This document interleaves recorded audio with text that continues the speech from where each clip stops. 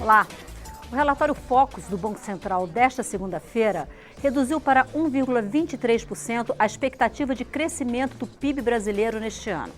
Alguns analistas já falam em 1% e até em menos do que isso, o que, se confirmado, fará de 2019 o terceiro ano consecutivo de PIBinho, após 2 anos de recessão.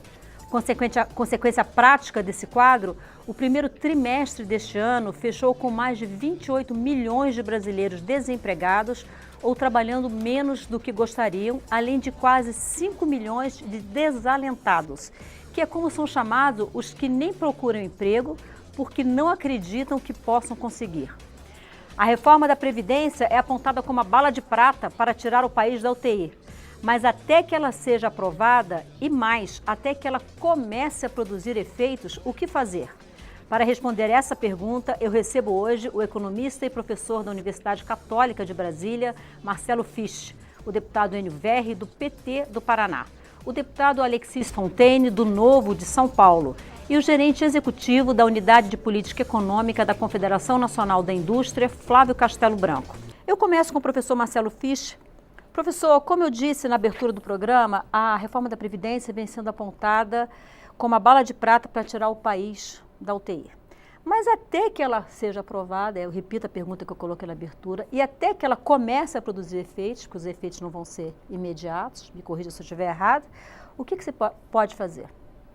Bom, eu sei que a reforma da Previdência está se jogando todas as fichas nelas, mas é importante a gente saber o seguinte: a gente está numa tempestade perfeita, né? A gente tem aí um baixo crescimento, a gente tem uma restrição orçamentária em nível federal e estadual também, né? A gente teve a PEC dos gastos aprovada sem a reforma da Previdência ter sido aprovada junto, né? Isso atrapalha fortemente o governo investir. Então, quer dizer, a situação está um pouco complicada, porque o investimento público, que ele é um grande motor da economia, né? É um dos grandes motores, além do consumo, né? E do comércio internacional, a gente está com essa dificuldade, né? O governo se encontra hoje com uma dificuldade muito forte porque tem limitações, né? Você tem aí as despesas previdenciárias crescendo e você não tem espaço. Por que eu acho assim, eu vou responder a sua pergunta, mas por que eu acho que a Previdência é realmente um grande passo? Porque ela, no curto prazo, ela não vai resolver o problema do rombo das contas, não vai. Né? Nem vai resolver todos os problemas da economia, mas ela vai dar um sinalizador, porque o investidor lá fora, ele sempre olha, ele vai observar o seguinte: se o Brasil aprovar a reforma, ele vai ter sustentabilidade futura nas suas contas, e muitos fundos de investimento lá fora, em Nova York, etc., eles vão entrar com recurso aqui, e eles entram lá na forma de equity, ou seja, de investir em empresas, né? Que é um capital barato para a empresa continuar investindo ou ampliar seu investimento. Então, essa sinalização, eu diria que é quase um feromônio econômico, a gente precisa de notícia boa, né? Que essa sustentabilidade futura, né? Mas no curto prazo, realmente, ela não vai resolver. Então, no curto prazo, eu acho que alguns avanços já foram feitos, né? Principalmente, eu acho que na parte do crédito, né? Hoje você tem uma dificuldade muito grande. Se você pegar 2012, né? Em 2012 a taxa Selic era 7,5. Hoje a taxa Selic está na casa de 6,5. E, por exemplo, o crédito ao consumidor, né? O crédito livre, né? Que o consumidor compra, enfim, CDC, aquela coisa, ele estava na época em torno de 66% ao ano, a média. E hoje está na casa de 126% ao ano. Né? O que está acontecendo? Bom, em 2012 você tinha 5,5% de taxa de desemprego. Hoje você tem 12% a 13% de taxa de desemprego. Obviamente, os bancos estão retraídos. A peneira, né, como diz um conhecido aí que vende veículos, né, ele fala: de cada 20 propostas que eu encaminho, se aprova 20% delas, só 4 são aprovadas. Então, essa peneira fina, que os juros em alguns segmentos que são imóveis e carros, veículos, etc., eles estão com um patamar mais ou menos parecido com 2012. Mas com a dificuldade da peneira. Eu acho que o governo tem que trabalhar fortemente, eu acho que no curto prazo, para aumentar a competição. Hoje você pega 82%, né? 5 ou 6 bancos dominam 82% do crédito no país. Né? É complicadíssimo. Eu não sei se o número está certo, porque eu não mas dizem que nos Estados Unidos tem quase 10 mil, 11 mil instituições, entre bancos e instituições de crédito. Né? Eu acho que você destravar, né, você conseguir criar um mecanismo que destrave, nem que seja uma forma de, por exemplo, você estimular a competição dos bancos, né?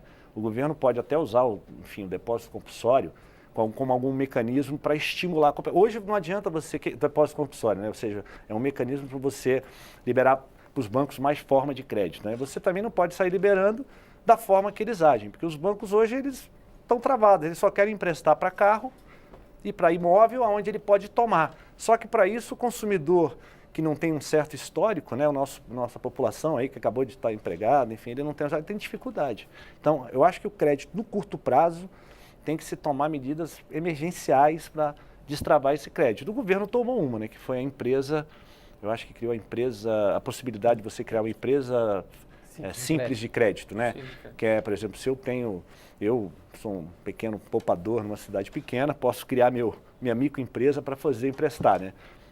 Enfim, isso não garante taxas boas, mas pode ser que talvez ajude um pouco a destravar isso aí. Flávio, o professor Marcelo Fisch comentou sobre a necessidade de aumentar a competição e sobre a importância da Previdência para os agentes econômicos entenderem que o Brasil tem mais estabilidade somente no médio e longo prazo, né?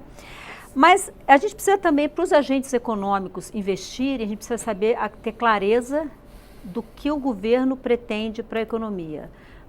Na sua visão, essa agenda do governo para a economia está clara para os agentes econômicos, sobretudo para a indústria, que o senhor representa? Bem, boa noite a todos. Agradeço o convite. Nós temos hoje uma grande crise no Brasil que ela tem duas dimensões. Uma, vamos dizer assim, estrutural de longo prazo, né? Nós já estamos há 5 anos praticamente na crise, certo? Ou até que chegando mais. E outra conjuntural, né? A estrutural está mais ligada à questão fiscal. E para isso a reforma da Previdência é absolutamente fundamental. Ela não é a solução mágica para tudo, mas ela é a base para poder ter essa previsibilidade que o Marcelo chamou a atenção ali atrás. Agora, o importante é que, vamos dizer assim, vencido esse momento mais crítico da reforma da Previdência, que é na Câmara, talvez nesses 2 meses, agora, se for votado, o governo pode dar atenção a uma outra agenda que tenha mais impactos nessa questão conjuntural da crise. E aí a questão do crédito, a questão de facilitar o acesso, explorar novos mecanismos como a fintechs, os novos sistemas bancário, para poder atuar nessa agenda, principalmente do crédito, e reduzir o spread. Porque a taxa de juros básica dos títulos públicos está até no patamar histórico. Ela pode até cair mais, sem dúvida. Mas nós temos um spread muito alto. As taxas dos tomadores de empréstimo, ela tem uma distância grande dessa taxa básica.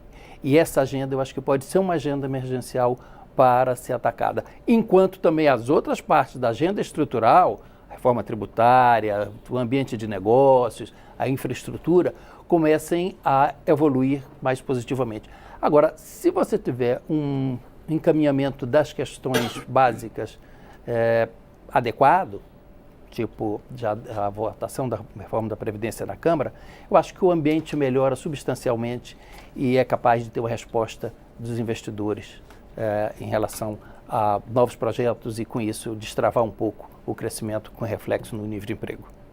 Deputado Alexis Fontaine, novo de São Paulo. Deputado, o senhor é empresário também, industrial. A gente não sabe ainda qual é o tamanho da reforma da Previdência que vai sair daqui do Congresso, né? O governo pede uma reforma da Previdência que tem um impacto em 10 anos de 1,236 trilhão de reais. Mas ninguém sabe efetivamente o que vai sair do outro lado.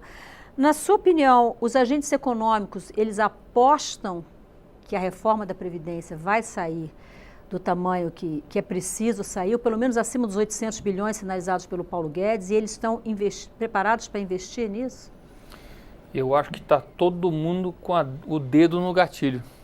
Dinheiro tem, mas está totalmente represado pela insegurança do ambiente.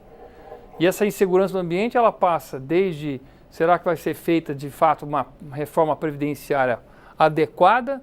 Será que vai vir a reforma tributária para poder facilitar o ambiente de mercado, né, ter os tributos adequadamente colocados e não esse sistema caótico, esse sistema quase que insano tributário? E também nós temos um outro elemento que é a burocracia brasileira, a desburocratização, que gera ambiente para você poder empreender. Se a gente tiver um ambiente seguro, o dinheiro vem. O dinheiro não vai para lugares que correm risco. E o que nós estamos precisando no Brasil, de fato, é um ambiente de segurança. Então, a Previdência, como você muito bem disse, ela é a bala de prata? Não, não é. É o primeiro passo de um ambiente necessário e adequado. Vem as próximas reformas, vem a pauta da desburocratização, e aí sim você sinaliza, não só para o capital interno, porque a gente só fica falando em capital externo, mas tem muito capital interno, que está represado aguardando. Agora vamos lembrar que as pequenas e médias empresas estão assim exauridas de caixa, extremamente enxutas, e se demorar mais tempo é mais gente quebrando. Deputado Enio Verri, está se falando muito aqui de estabilidade, né?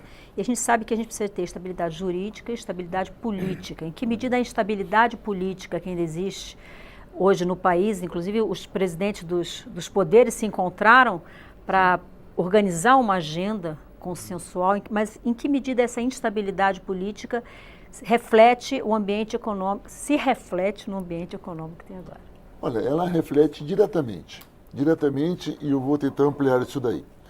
Na lógica do que o professor Marcelo Fisch colocou, basicamente nós temos o seguinte: o governo, ele tem os gastos de governo, né? Vocês, na aula de aula, não sei se é ainda na sala de aula, mas é G, né? Que são os gastos de governo.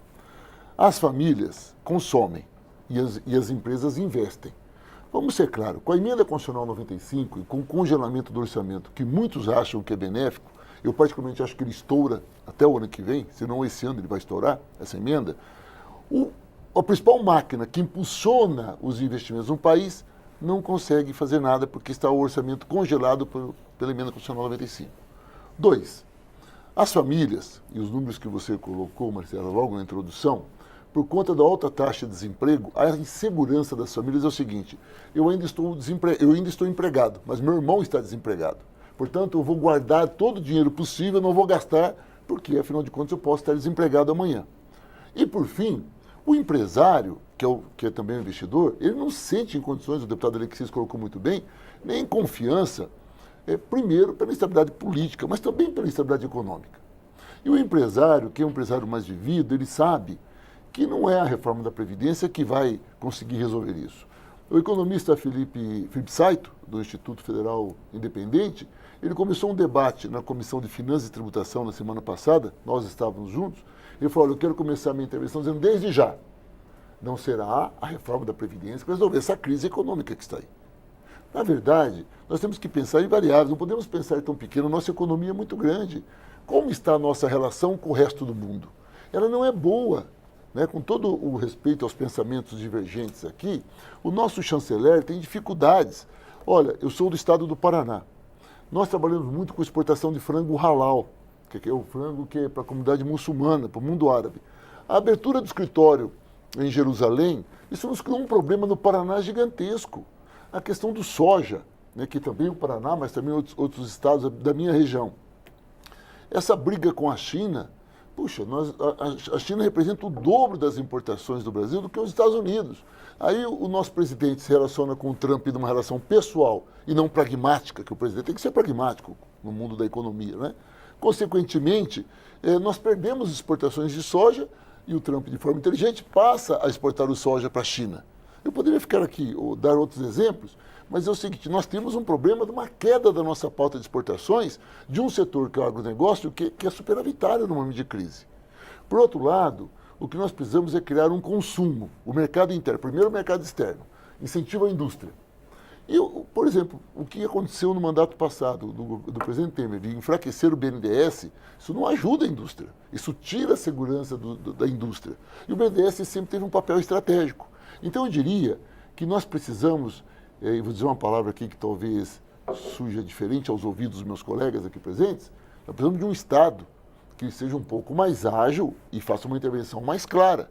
Jogar todas as fichas para a reforma da Previdência. E a reforma da Previdência, quem fizer uma boa análise dos dados, vai diminuir a renda interna, não vai aumentar a renda interna, resolve um problema, mas cria outro. Ao reduzir a renda interna, já, portanto, não gera mais emprego. ao você já ter o desemprego. Você fala, escuta, mas para onde vamos? Ah, mas vamos conquistar a confiança do mercado externo e vamos ter investimento. O investimento direto estrangeiro é o que nos interessa. O especulativo não nos interessa, porque o especulativo vem por conta da taxa de juros. O investimento direto estrangeiro, ele é uma armadilha, ele tem dois lados. Na teoria, ele é perfeito, porque ele traz tecnologia, traz mais empresas, gera emprego, paga mais tributos. Na realidade, não é só o Brasil que passa por uma crise, o mundo capitalista passa por uma crise. Com essa crise que nós vivemos aqui, esse investimento direto estrangeiro não vai vir na abertura de novas empresas, vai vir na compra das empresas existentes, como foi no governo do Fernando Henrique Cardoso. No governo do Fernando Henrique Cardoso, o investimento direto estrangeiro foi muito alto, mas não foi por conta da privatização, foi por conta da concentração de capital. Então, nós corremos o risco de ter, estamos atacando uma única variável ou pensando em pequenas outras variáveis que não serão o suficiente. É preciso pensar uma política econômica mais radical e mais interventora. Eu gostaria de ouvir o Flávio Castelo Branco da CNI. Está se falando muito em aumento da produção, seja para o aumento do consumo. O deputado Enio Verri fala da necessidade de aumentar as exportações, da necessidade de se fazer, inclusive, uma política de relações externas que viabilize isso. Mas, assim, nós ficamos em 2014, a gente cresceu, se me falha a memória, 0,1, ou seja, ficou de lado. 2015 e 2016 caímos 3,5 em cada um desses anos. 17 e 18 crescemos 1,1. A indústria está em stand-by há muito tempo. A indústria tem condições de responder a essa demanda? Porque senão a gente vai ter um outro problema, a gente vai ter inflação. Né? Bem, a crise é longa, como eu disse. No caso da indústria, ela até se materializou primeiro do que a queda do PIB, né? Ela já vem de antes, as dificuldades do setor industrial, a questão da competitividade, principalmente com os produtos asiáticos, mas nós temos uma certa capacidade ociosa que, fruto desse baixo crescimento dos últimos anos, que pode ser estimulada. É claro que isso tem limite, porque até a própria capacidade, ela também se deprecia com o passar do tempo. Fica defasada tecnologicamente, em alguns casos, as pessoas de produtos... contratar pessoas... Contratar até você encontra. Eu acho que o volume de desemprego é muito grande. As pessoas treinadas em condições... Esse é um problema mais sério no longo prazo, né? Da questão da qualificação da mão de obra, da educação. Nos momentos de crise, de grande crescimento no passado, nós tivemos uma certa crise de mão de obra qualificada, certo? Mas eu acho que no momento não é esse. O problema principal aí é vir a demanda para ocupar essa capacidade instalada que está aí e para estimular as empresas até a se atualizarem. Porque, por exemplo, no caso dos telefones celulares, um telefone celular de 5 anos atrás, ele não tem mais mercado. Sim. Ou seja, a capacidade ociosa numa indústria de alta tecnologia, ela se desatualiza rapidamente. Então, nós precisamos, claro, estimular o uso dessa capacidade. A indústria tem condição de responder um pouco no curto prazo, mas para mais tempo, para sustentar um crescimento com competitividade, com produto adequado para atender o mercado, principalmente a competição com os produtos estrangeiros, lá fora ou aqui dentro, nós precisamos aumentar. E eu gostaria só de chamar a atenção para o nosso problema de competitividade, já que você colocou aí o problema da indústria, e esse é um problema da indústria brasileira, porque os outros setores, a agricultura tem a sua competitividade, o serviço sente pouco a competição com os estrangeiros. Hoje mesmo o IMD, lá aquele instituto suíço, divulgou o ranking de 2018 de competitividade. O Brasil continua lá nos últimos, são 65 ou 64 países, nós somos o número 59, né? Praticamente não mudamos. Nós precisamos dar um salto, certo? Para voltar a ter uma expressão forte, principalmente no mercado internacional, como, de certo modo, algumas décadas passadas nós já tivemos, é preciso dar um salto na competitividade, uma melhoria crucial, grande no ambiente de negócio. Isso se faz, evidentemente, com reformas, mas reformas substantivas. O deputado já chamou a atenção ali da reforma tributária, ela é crítica para a competitividade dos produtos brasileiros, para simplificar a vida das empresas, né? Reduzir o número de tributos, um tributo mais fácil de ser apurado e recolhido. A burocracia tributária mata as empresas, certo? A burocracia chata para o indivíduo, para a pessoa física, é a fila, o tempo que ele perde. Para a empresa é mortal, porque é custo. Isso passa por preço, você perde o seu mercado. Então, essa agenda é importantíssima. É difícil compatibilizar a agenda do longo prazo com a do curto prazo, mas nós temos que fazer isso, porque resolver a questão estrutural, fiscal e de competitividade é crítica para sustentar o crescimento, mas nós precisamos dar uma espoleta, né, de começar, dar um gatilho para começar esse crescimento e sair da crise conjuntural de curto prazo e voltar a crescer. Professor Marcelo Fischer, eu tenho aqui alguns comentários. O Leopoldino Candrade, ele diz o seguinte: a economia não cresce porque o pobre, que é o consumidor, né, in natura, está estagnado com baixo poder de compra. Realmente, recentemente, saiu um estudo que diz que a nossa renda está estagnada nos últimos 3 anos. Então, acho que bate com o que ele está falando aqui, né? O Alain de Souza, ele diz: o que precisamos é de menos intervenção. A economia precisa de diretrizes ortodoxas, previsibilidade e credibilidade, né? E aí, foi falado aqui de certa forma, se falou de logística, porque quando a gente fala de produtividade no Brasil, a gente fala de logística, que é um problema que nós temos, reforma tributária, treinamento, burocracia, né? Mas eu estava são todos problemas grandes, mas que demoram um prazo para saírem as soluções e para as soluções gerarem resultados, né? No governo passado, o presidente Temer fez uma medida de liberar recursos do FGTS para estimular o consumo. E deu até algum fôlego, né, algum resultado nisso. Acho que tem condições de se fazer alguma coisa. Esse governo está falando um pouco de liberar recursos do PIS/PASEP. Você acha que esse tipo de medida ajuda ou não? Olha, é o que eu falo, assim, o FGTS foi uma boa, assim, só que, enfim, ele só deu um respiro na economia, né, assim, não teve, porque o consumidor, como o deputado falou, o deputado Enio, o consumidor, ele obviamente, num cenário hoje de 13% de desemprego, ele vendo os colegas perdendo emprego, a confiança dele vai lá embaixo. E a indústria precisa que o consumidor tenha confiança para ela ampliar sua confiança, né? Então está meio que todo mundo, a incerteza está geral, né? Eu não vejo que uma medida como o PIS/PASEP ou qualquer outra medida de um pequeno estímulo vá melhorar assim, esse apetite do consumidor. Ele precisa ter a gente tem que ter uma agenda mais clara e mais positiva, que as coisas estão começando a dar certo. Então, ele precisa se sentir seguro, ele precisa ter certeza que ele não vai ser mandado embora. Ele está, obviamente, há muitos anos, né, como todos nós, há muitos anos com a renda sendo corroída aos pouquinhos pela inflação. A inflação está baixa, mas ela está corroendo. Enquanto você vai no supermercado, os preços continuam subindo, né? Às vezes até mais do que a gente imagina, né, em alguns casos. Então, o consumidor, ele vê isso, ele está vendo isso, aí ele está vendo que o desemprego não melhora. Então, ele começa a se retrair mais ainda. Então, eu não sei se um estímulo pequeno de consumo vai resolver o problema. Ele precisa de notícias boas. Por exemplo, o Brasil hoje, como o deputado estava falando no comércio internacional, a gente representa no comércio internacional 1%. O que é o Brasil aí fora? Né? 1%. Por que a gente não acelera essa abertura comercial? Né? Olha Chile, olha México, que abriram e foram para a briga, mas se aliaram, enfim, nada contra o Mercosul, mas a gente também tem que se aliar com os grandes e abrir a economia. Alguns setores vão sair prejudicados, mas outros vão sair, nem que a gente exporte açaí, chinelo de dedo, enfim. Eu acho que coisas que dá para ser feito rápida, né?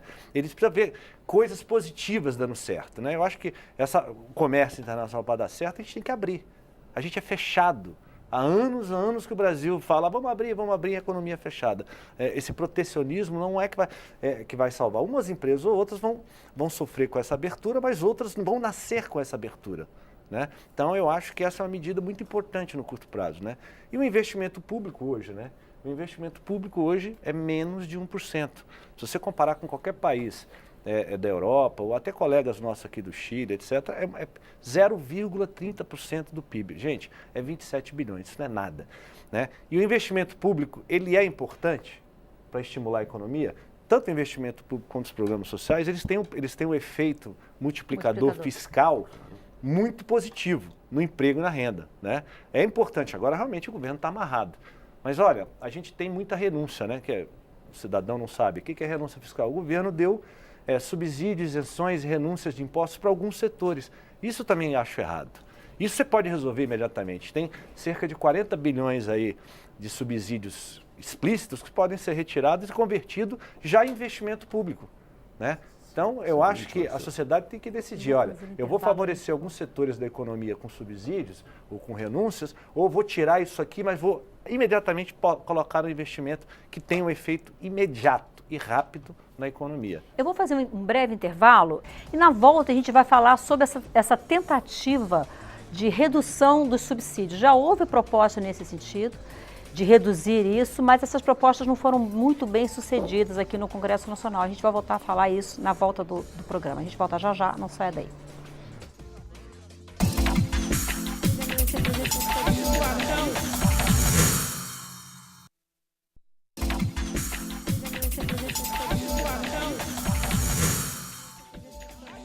A Sessão Nacional está de volta. Hoje estamos debatendo o que fazer para a economia brasileira andar enquanto se debate a reforma da Previdência. Deputado Enio Verri, nós fechamos o bloco anterior falando de redução de subsídios que foram dados para as empresas dos anos anteriores, na ideia de que as empresas se mantivessem produzindo e, sobretudo, não demitissem, né? E eu gostaria que o senhor comentasse isso, e vou colocar aqui uma observação que chegou do Leopoldino Candrari. Ele diz o seguinte: a verdade é que o empresário brasileiro fechou com o executivo e só vão investir se tiverem a mão de obra barata e um lucro exorbitante. Diferente da China, que a produção é enorme e o lucro é baixo.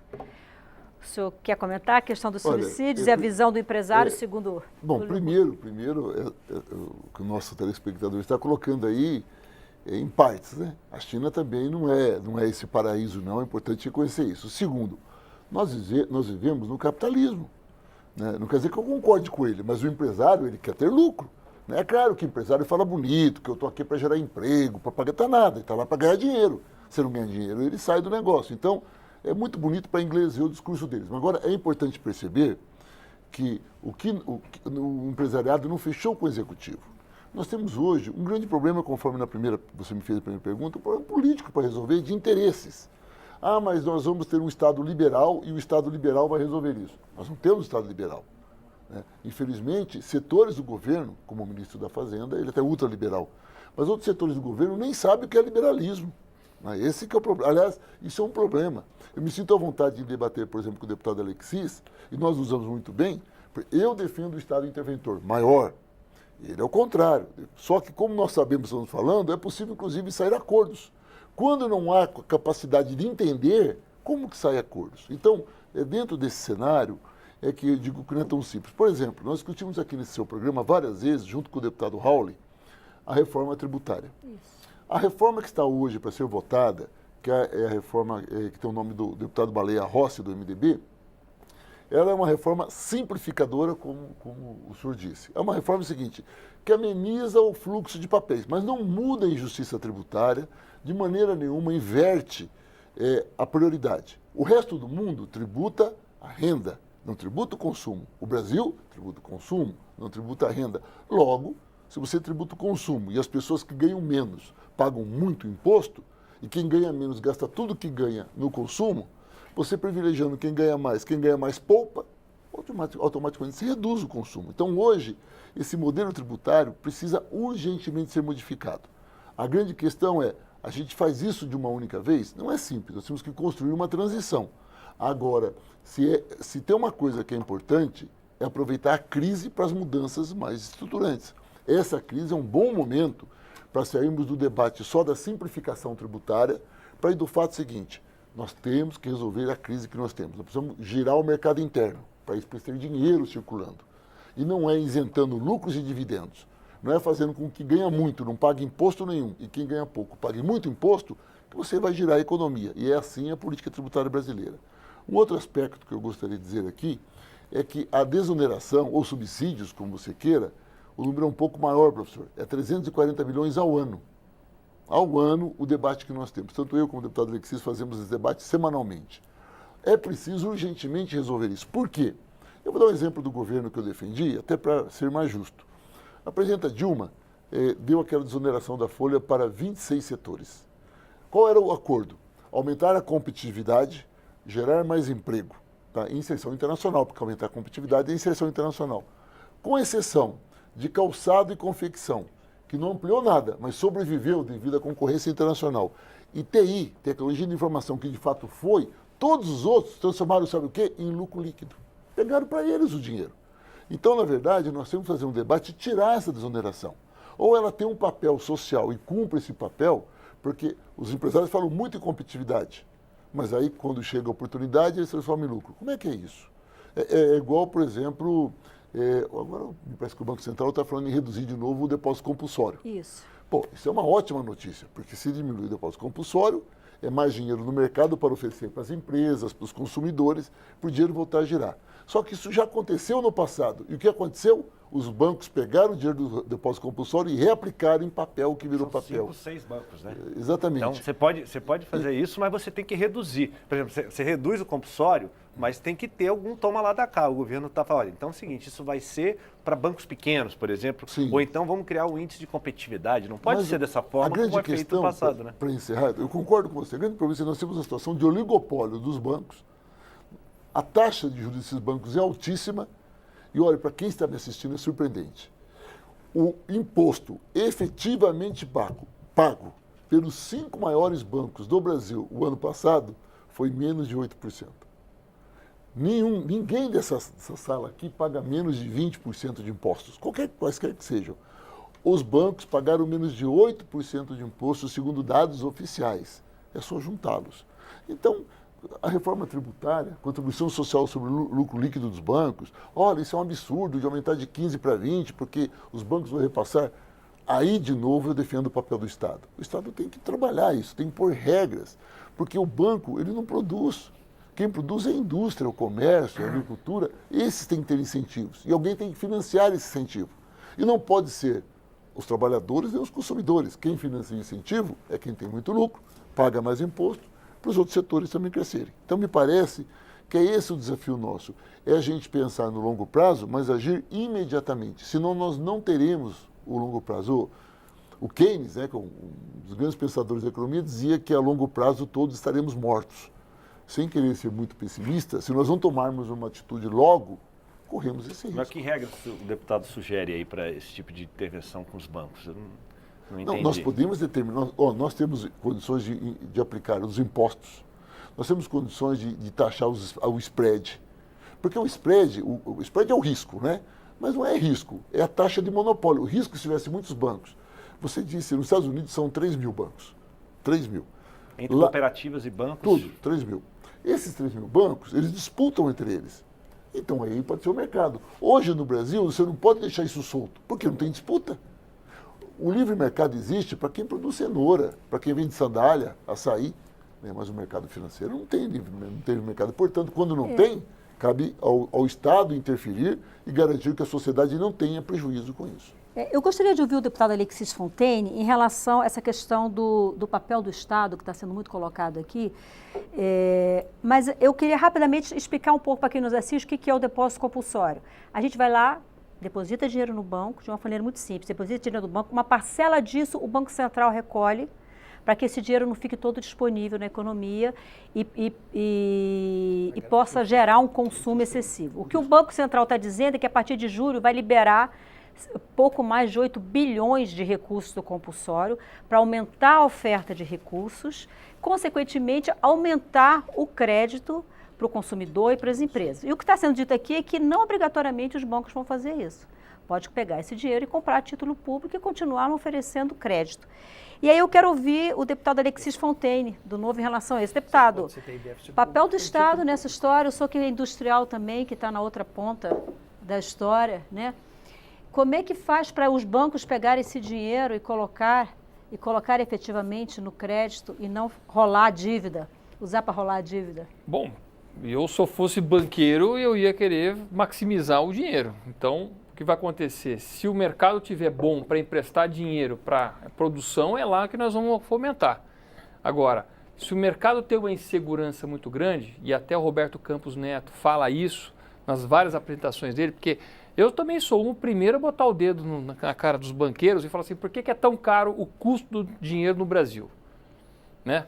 É concentração? Não é concentração? O que acontece? É monopólio? A gente tem essas dificuldades. E o que apresenta-se é que o Brasil tem a mesma concentração de bancos dos que vários países na Europa, inclusive a Alemanha. A Alemanha tem até maior concentração do que o Brasil. Aí, então, o problema não é esse. Então, o problema talvez seja porque não tem a recuperação dos créditos, que é o que eles mais apontam. Inadimplência elevada. Porque você empresta, a pessoa não consegue pagar e você não consegue fazer valer a garantia que foi dada para aquele empréstimo.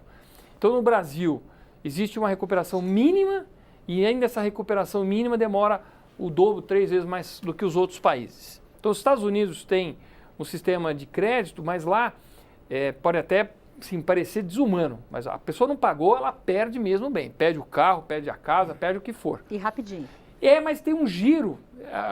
Aí tem a questão de você ter a dinâmica do país. Também do mesmo jeito ele consegue outro crédito. Então isso, aparentemente, parece uma coisa muito ruim. Como que eu vou perder meu bem e tal? Uma pessoa que já ainda mais um país que as pessoas são pobres e quando elas compram alguma coisa, aquele patrimônio, ela quer ter aquele carro e aí não consegue recuperar o banco. O que acaba acontecendo? Menos crédito, mais custo do crédito.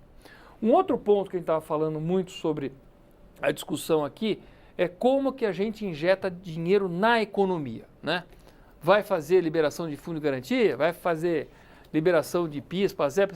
Isso é realmente assim, uma coisa pontual, não é um fluxo contínuo. O que nós precisamos é de um fluxo contínuo. Contínuo você vai fazer na geração de riqueza com empregos. Agora, quem que vai fazer investimentos na infraestrutura brasileira, nas indústrias? Aí tem uma diferença entre a opinião minha do porque assim, quando é público, e o público está difícil, porque o Brasil está fechando com déficit de 130 bi por ano, né? Está tentando diminuir, mas não consegue. Quer dizer, ele já pega, já emite título, já pega dinheiro no mercado para poder financiar, fechar as contas. Então, o público só vai conseguir ou aumentando o endividamento ou aumentando os tributos. Acho que nenhum dos dois a gente quer ver esse cenário, porque um Estado endividado, quem paga a conta é o próprio pagador de impostos, somos nós, que alguma hora vai chegar essa conta. Então nós queremos que o privado estimule, e aí é que está vindo uma série de ideias, né, das PPPs, que chama lá, as participações público-privadas, aquelas questões onde os dois começam a trabalhar com dinheiro privado para poder fazer os investimentos. Esse é o modelo que eu acho que mais funciona. De novo, a questão dos bancos, e aí o Enio tem razão, deu uma chance, ninguém repassa no preço. Primeira coisa, ele incorpora no lucro dele. É a competição que faz com que ele tenha que abrir mão. Então, estávamos falando outro dia sobre aviação, até estava a discussão, você estava naquela discussão, Enio? Baixou o imposto do querosene de aviação, mas as empresas aéreas não baixaram os preços das passagens aéreas, né? Aí estava aquela comoção. Bom, primeiro, os custos são dolarizados e o dólar disparou, então você já tem uma perda aí.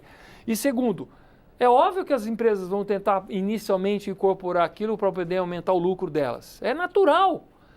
E elas só vão ter que entregar isso para o mercado quando tiver competição. Quando tiver competição, aí as pessoas têm que abrir. E é por isso que, como liberal, eu realmente luto para que tenha mais oferta de produtos e serviços para o consumidor. Mas como liberal, também aí eu vou na linha do Enio, não tem que achar que o mercado resolve tudo não. Principalmente num país que já tem desigualdades instaladas prontas. Então, como liberal, nós procuramos dar acesso à igualdade de oportunidades às pessoas, com qualidade, na educação, saúde, segurança, justiça, né? Esses elementos que a gente tenta fazer de igualdade. Mas a gente sabe que tem, de partida, pessoas que saindo com uma McLaren e outros saindo com um Fusquinha. E as pequenas empresas, pequenas e microempresas, são as grandes geradoras de emprego, né? Isso não é verdade. Não? Eu também achava que era isso.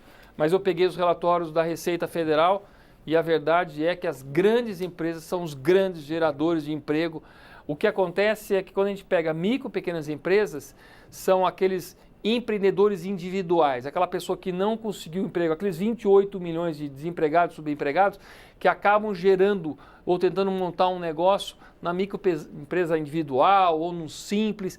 A ideia de que tem muitas empresas nesse regime, mas não são elas as maiores empregadoras. Os maiores empregadores estão nas grandes empresas, mesmo que mais ou menos 29 milhões de empregos gerados. Agora, eu queria voltar ao tema da renúncia tributária. Por favor. Com o sistema tributário que nós temos, cheio de recortes, quase que cheio de regimes chamados regimes especiais, né? Eu tenho um regime especial para o setor X, para o setor Y, para linha branca, para automóveis. Se você não mudar o sistema, ou seja, fizer a reforma tributária mais simples e tentar igualar todo mundo, você vai ter uma dificuldade muito grande para tirar ou para reduzir essas renúncias mencionadas. Uma das maiores delas é exatamente o simples, da pequena e média empresa. Como chega nessa casa aqui no Legislativo com uma proposta para reduzir a renúncia para o simples? Eu não creio que tenha uma boa acolhida, certo? Só vai ter uma boa acolhida se você disser assim, o meu sistema agora é tão simples, o sistema todo, que eu não preciso mais de um simples tão grande. Eu vou precisar de um simples, como você tem às vezes na Europa, só mesmo para o pequeníssimo empresário. Mas, desculpe entender, mas exatamente esse é o erro que aconteceu no sistema tributário brasileiro. O fato dele ser tão complexo, quando você está na beira de desenquadrar do simples, faz com que todo ano as pessoas queiram esticar o simples. Então o simples brasileiro ele chega quase que a $1.100.000, né? Como 4.800.000 por ano. De limite. Qualquer outro país, o simples fica em $100.000. Ele é muito mais baixo. Só que o sistema seguinte é um sistema bom, ele recolhe bem, ele é fomentador de crescimento. Não, o que acontece é que a empresa você saiu... Quer ir pra lá, né? Você quer ir para lá. Você desenquadrou do simples no Brasil, pode encomendar o caixão, porque você vai quebrar a tua empresa, porque Mas provavelmente... tem outro detalhe, né? O que é pior, dentro daquela lógica que você mesmo colocou, tem uma empresa, aí ele vai bem no setor, aí ele abre uma segunda, ele vai desenquadrar, não, ele abre com outro nome, é simples. Coloca a mulher, aí você encontra... Isso é contra a produtividade.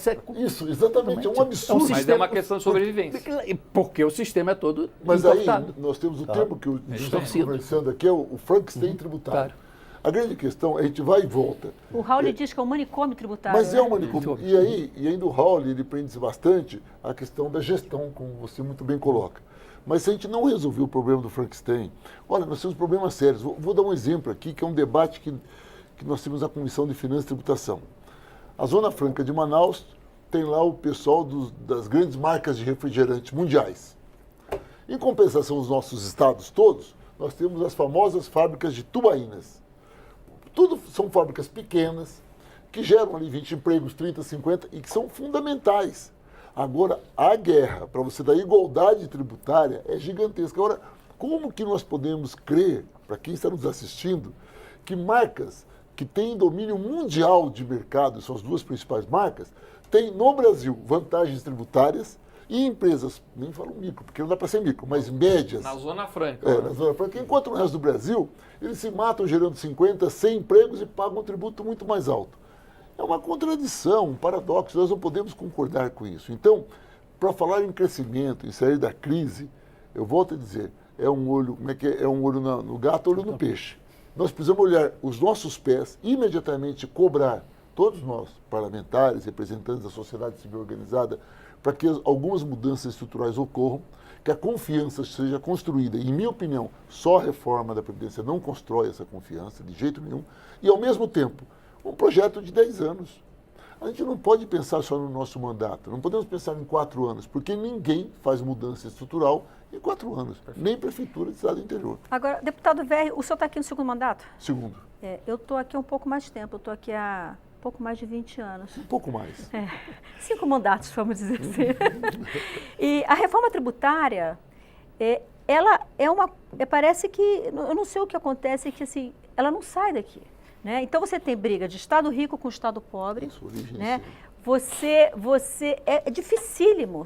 O que você acha que pode acontecer nessa legislatura? É a crise? O que pode acontecer na legislatura que faça desencantar essa reforma tributária? A gente terminou a legislatura passada com um projeto aprovado na comissão especial. Acho que pela primeira vez você conseguiu aprovar o projeto da comissão especial pronto para ir a plenário. Sim. Semana passada foi aprovada na CCJ uma nova proposta de reforma tributária, e agora vai ser montada uma nova comissão especial de reforma tributária. Sim. Talvez não seja essa que o governo anseie, então talvez ainda venha uma outra proposta do governo. Né? Quer dizer, o que pode acontecer né, de alinhamento dos astros nessa legislatura que essa reforma tributária saia? Olha, primeiro, a proposta do deputado Baleia Rossi, ela é muito próxima da proposta cujo relator foi o ex-deputado Raul. Então, são muito parecidas. E ela está muito no campo do gerenciamento, da facilitação do processo tributário. Redução da burocracia. Que já é um avanço, né? Vamos reconhecer aqui, não vamos ficar aqui também achando que o mundo todo é... Então, é um avanço. Agora, nós devemos aproveitar essa oportunidade para ampliar isso.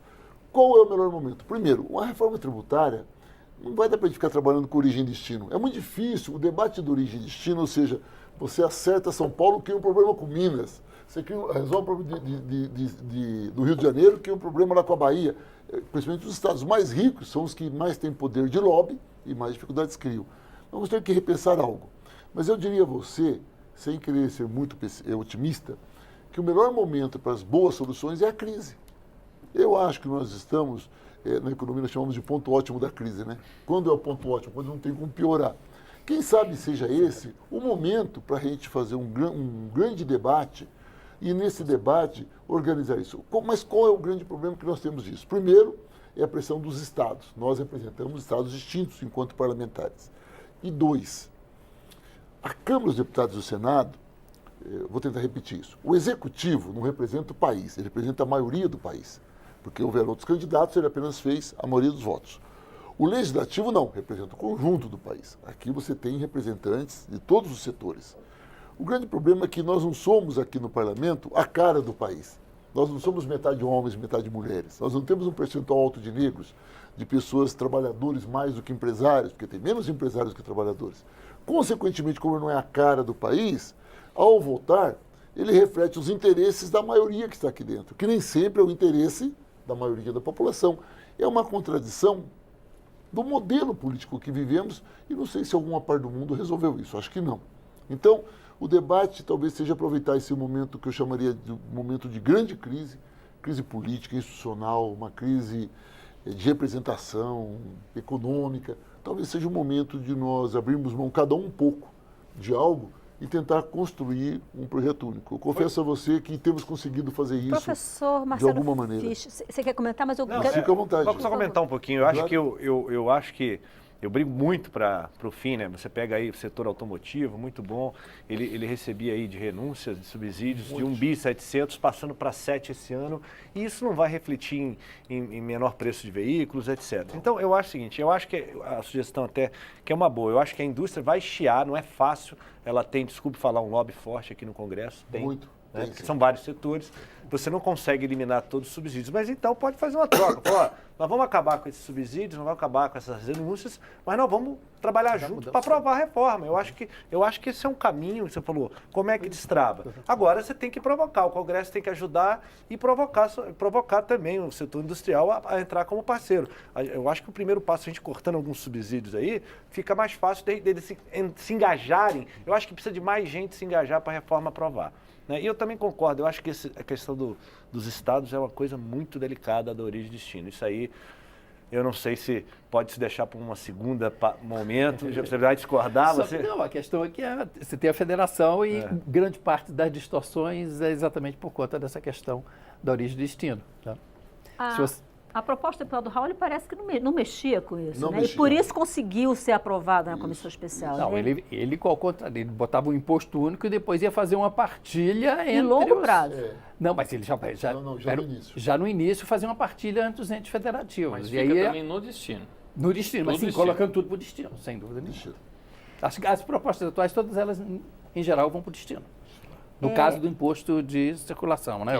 O IVA. Já que nós estamos falando da questão federativa, né, de briga entre os estados e tal, eu queria entrar na questão da situação fiscal dos estados também, né? Existe no governo um plano que está sendo pensado, chamado Plano Mansueto, né, que tem como objetivo viabilizar para que os estados tenham condições de tomar empréstimo com aval do Tesouro Nacional. Você acha que esse é um bom caminho? Olha, o problema aqui, o problema que a gente está enfrentando aí de 140, né, na verdade o número é bem mais, um pouquinho maior, né, esse déficit no governo federal, nos estados a gente já viu aí, já vem acompanhando crises no estado do Rio de Janeiro. Só que esse ano, os estados esse ano, quando você tem um governo novo, né, o que todo governador faz quando entra? Ele tenta ajustar suas contas e tal. Então, esse apoio na área de investimentos, eu acho que qualquer estímulo que a gente pense em dar para incitar os estados a apoiarem com investimento, por que não vão fazer? Porque eu acho que no início de mandato, todo governo, até onde eu me conheço de governos e governos, o cara entra no primeiro ano, ele mexe, arruma, ele faz um caixa para lá, para o segundo, terceiro ano do mandato, ele acelerar os seus investimentos. Eu não sei se alguma medida que você possa estimular, até porque a situação está muito grave, né? Se você olhar, a gente aqui no próprio DF, né, você vê os gastos com o pessoal estão elevadíssimos, né? E você não tem o que fazer, né? Porque a gente, no governo federal, a gente emite título, gira a maquininha e, né, consegue sobreviver. Como é que faz um Estado, né? Se ele já está ruim, eu não vejo nenhum tipo de estímulo que possa apoiar os estados. Eu acho que os estados têm que fazer, nesse momento, é só arrumar casa. Mas olha só, o Plano Mansueto ele tem que ter uma contrapartida dos estados. Ou seja, os estados têm que se arrumarem. Lá, há 20 anos atrás, quando teve a renegociação da dívida dos estados, lá no governo Fernando Henrique, o governo federal assumiu a dívida dos estados e botou a finança dos estados em ordem, sem dúvida nenhuma. Depois começou a crescer principalmente o gasto com o pessoal e com a crise, com a parada do crescimento, evidentemente o trem saiu do trilho, certo? Os déficits apareceram. Só fazer um plano para recuperar momentaneamente as finanças dos estados sem um compromisso, por exemplo, com a reforma tributária, que tem a questão federativa que a gente acabou de discutir, a questão da Previdência, que tem um impacto na finança dos estados muito grande. Eu acho que tem que ser um momento para você tentar equacionar isso de uma forma ampla, certo? É mais ou menos esse tipo de acordo, uma palavra não pode não ser essa, mas que todos entrem com uma parte para ter uma solução. O parlamento é um lugar de construção de acordos. Né? Essa palavra parece estar sendo mal vista. Mas o parlamento é um lugar de construção de acordos. E o meu acordo é que eu preciso terminar o programa agora. Então, não tenho mais tempo. Um minuto. Em 96, quando ocorreu esse acordo... Pois é. Mas aqueceu, mas a crise continua. Não aqueceu. Em 96, quando foi feito esse acordo, os municípios fizeram esses acordos, mas esses acordos foram criando problemas depois por conta do juros sobre juros. Nós tivemos até no mandato passado um grande debate sobre isso aqui na Câmara dos Deputados. Isso, a metodologia criou grandes problemas. Agora, na verdade, assim, olhando um pouco, eu já fui secretário de Estado do Planejamento também, posso lhes afirmar que todos os estados, inclusive o estado rico como o meu, claro que está equilibrado porque pegou o fundo de previdência dos servidores e resolveu, mas resolveu. Aqui também. Pegou o meu fundo lá com o professor estadual Deputado, lá e tirou no fundo. Mas é o seguinte, não há como não fazer imediatamente alguma coisa. Nós temos estado como o Rio Grande do Norte que está com 4 folhas de pagamentação. Então, temos que fazer urgente. Encerrei. Eu preciso encerrar o programa, infelizmente. Eu quero agradecer ao professor Marcelo Fisch, professor de Economia da Universidade Católica de Brasília. Muito obrigada por sua participação no nosso debate. Deputado Alexis Fontaine, do Novo de São Paulo, muito grata também. Desejo boa sorte no seu primeiro mandato aqui na Câmara. Deputado NVR, PT do Paraná, muitíssimo obrigada mais uma vez por sua presença aqui no Expressão Nacional. Flávio Castelo Branco, gerente da CNI, muito obrigada também. Você de casa que nos acompanhou, que nos prestigiou com sua audiência, com a sua participação, muitíssimo obrigada. Na próxima terça, às 9 horas da noite, no horário regular do Expressão Nacional, nós vamos falar da crise no sistema penitenciário brasileiro. Eu sou Maristela Santana e a gente se vê então amanhã, às 8 da noite, aqui na TV Câmara, no Expressão Nacional. Até lá.